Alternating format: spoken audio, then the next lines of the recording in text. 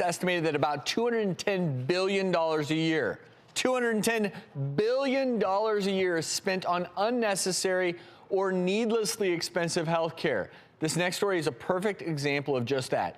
A mother took her 5-year-old daughter in for an outpatient procedure to correct a condition that is commonly known as tongue-tied. The surgeon offered an unexpected perk. Hey, I can give you pierced ears. The mother agreed, all went well. The surgery went well as the ear piercing. Then the bill came. It was $1,877.86 for the piercing of the ears alone. So this is a classic example of be very careful when you are in the healthcare system of saying, oh, sure. Yeah. Why not? Throw it in there. And apparently the hospital said pay up or they would send the bill to collections. But then I think they backed off because they realized that is a public relations nightmare. That this is so egregious. So I see this doctor. He says, okay, I'm going to fix your tongue tie, your ankylosing with a frenulectomy.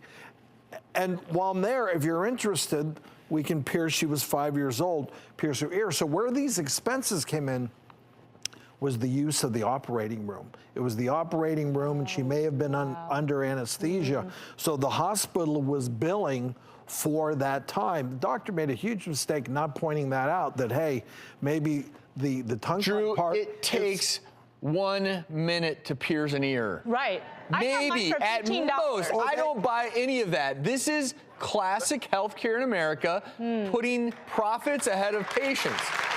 I am willing to bet you that this was something that came up in a meeting and the hospital figured out, and again, I'm guessing here, but, well, you know what? If we start offering these... Oh, come on, I don't believe that. That they would You don't think so? To give a doctor incentive to start piercing ears? I've seen worse in our healthcare system. Yeah, I mean, what did you see as an ER physician? I mean, did you see sometimes that people would just be dragged into additional services that they perhaps didn't even want? I mean, is this something that's common? Not so much in an emergency, because you have to, in an emergency department, you're trying to provide life-saving services. And so while certainly our healthcare system does, I would say, always go above and beyond, I mean, no stone unturned, I think some of these, look, you're a surgeon, Drew, but most of your surgery is outpatient, and when you pierce an ear, it's usually part of another surgery involving the ear. Exactly. Didn't like their earlobe, so I fixed the earlobe, have them come back 6 weeks later, re-pierce it. But I can free say part this, of having my own personal experience in the healthcare system over the past year, having had surgery myself, if I as a physician cannot understand these bills, and they keep coming, and they're for outrageous amounts of money, and they keep coming, and here and there, more and more and more and more. I got to tell you, I don't know how a layperson survives our healthcare system, and this is, to me, just another example where again, my own healthcare experience, I'm getting bills, I'm like, what the heck is this for? Right. And then the next day, where did this come from? It makes sense to me that this happened because it's so easy for hospitals to upcharge. It's like no big deal.